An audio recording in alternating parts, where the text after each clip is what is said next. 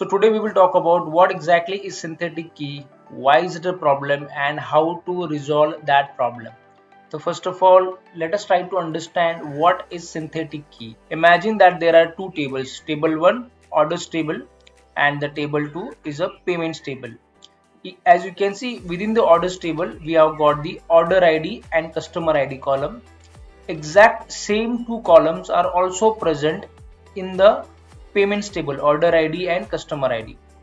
Generally what happens, there exists only one common column between the two tables. However, in this scenario, as we can see that there are two common columns between these two tables. Now when QlikSense will try to establish relationship between these two tables, it will get confused as to which column exactly it should use to form a relationship between these two tables. In order to solve this problem, QlikSense will create a new table which is called as a synthetic table, and in that synthetic table it will have both these columns, customer ID and order ID.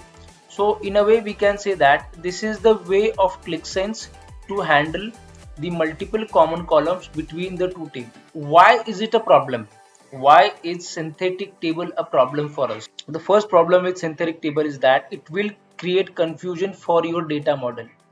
You will find it difficult to understand your data model because you will see that okay, there are a lot of synthetic tables generated, and naturally you will find it difficult to understand because of these synthetic tables, because you have not created these are created by QlikSense. The second problem is that it will slow down the performance of your QlikSense app. Now let us talk about the solution, how we can avoid these synthetic tables. The easiest solution that we have is, let's just say that within these two tables, orders and payments table, within the payments table, order ID is not required. It makes sense to have the order ID in the orders table, but in the payments table it is not required. So we can simply comment down or remove this column from the payments table. That will automatically solve the problem, because then we will have just one common column between these two tables.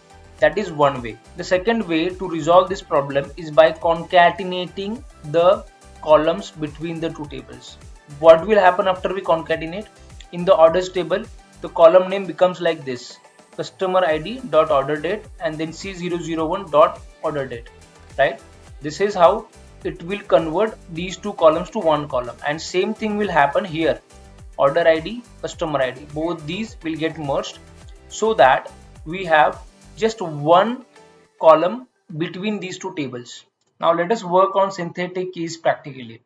So first of all, let me open the QlikSense app. I'll click on create new app. Let's just name this app as synthetic key app, and I'll click on this create button. Click on open app. The next thing is that we have to import the Excel file. So I'll click on this add data from files option. Click on my computer. So I'll click on the folder wherein I have stored this particular file. This is the file, QlikSense dataset file. I'll click on this file. I will select these three tables. Pay attention to the column names of these tables: payment ID, customer ID, order ID. Okay, order ID, customer ID. Okay, and then click on the next button.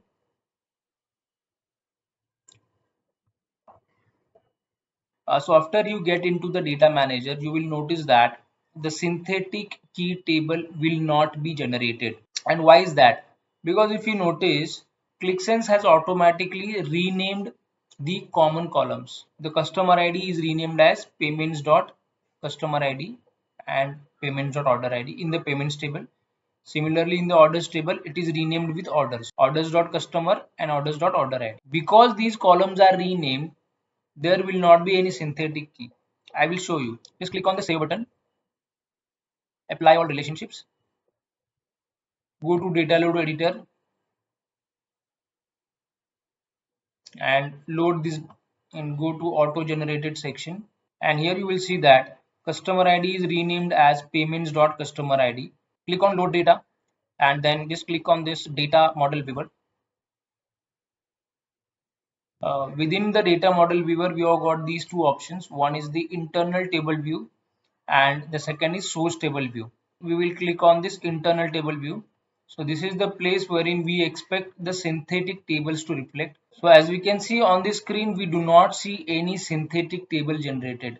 Now let us try to create a synthetic table. Okay, let's go to the data load. Let's go to the data load editor, and what I will do is simply that I will just remove this. Okay, I'll just remove this. First of all, I need to unlock. Click unlock. Then I'll do a very simple change.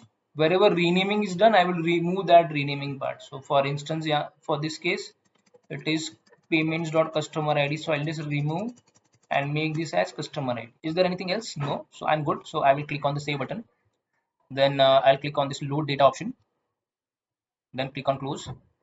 Now, if you click on this data model viewer, we can see that the synthetic table is generated. Okay, earlier it was not there, but once we remove the auto renaming done, we can see that the synthetic table has been generated. So this is how synthetic tables are generated to handle the common columns between the two tables. So as we can see in the payments and orders, customer ID and order ID are the common columns which are handled through this particular table, which is created automatically. Okay, now let us talk about the solution. We want to resolve this. So as I said, there are two ways to do that. So first thing is very simple way is that we'll just go to this payments table, and within this payments table order ID is not required. So we will simply remove this order ID from the payments table, and then it should remove the synthetic table. So let's see if that really works. So I'll click on this data load editor option. Within this auto generated section, all we need to do is, so as we discussed, we need to remove this order ID. So I'll just comment this, and so either you can comment or you can remove.